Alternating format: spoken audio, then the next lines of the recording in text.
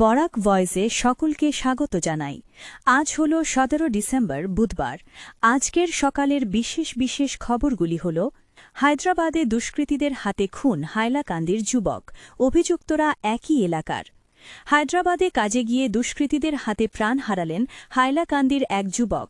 হত যুবকের বাড়ি হাইলাকান্দি জেলার বড় হাইলাকান্দি তৃতীয় খণ্ড এলাকায়। অভিযোগ, ঘাতকরা একই এলাকার বাসিন্দা।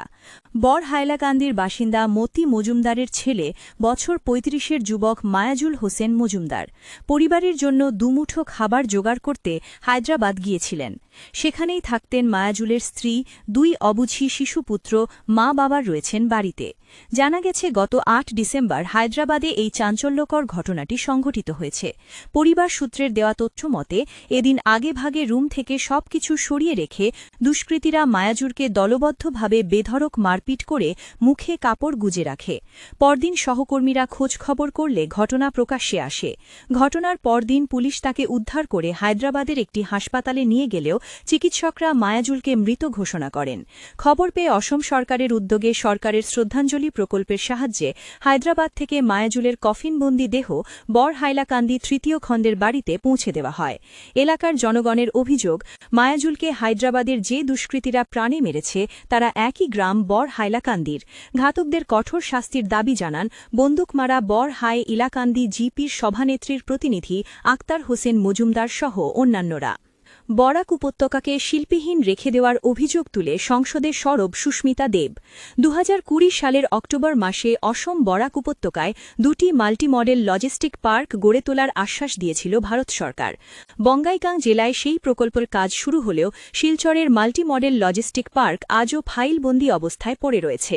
২০২১ সালে শিলচরের জন্য মাল্টিমডেল লজিস্টিক পার্কের ডিপিআর তৈরি করা হয়। এরপর আর কোনো দৃশ্যমান পদক্ষেপ গ্রহণ করেনি কেন্দ্র। জনসংখ্যার নিরিখে বরাক উপত্যকার ৩ জেলায় প্রায় ৪৫ লক্ষ মানুষের বসবাস, অথচ সেখানে গড়ে ওঠেনি কোনো বড় শিল্প প্রতিষ্ঠান। কথাগুলো তুলে ধরে সংসদে সরব হন সুস্মিতা দেব। তিনি বলেন, মোদী সরকার ক্ষমতায় আসার পর বরাকের একমাত্র বৃহৎ শিল্প প্রতিষ্ঠান ৫ গ্রাম পেপার মিলও বন্ধ করে দেওয়া হয়েছে। এর ফলে ৩ জেলায় বেড়েছে বেকারত্ব। কর্মসংস্থান থেকে বঞ্চিত হচ্ছেন অসংখ্য শিক্ষিত যুবক যুবতী।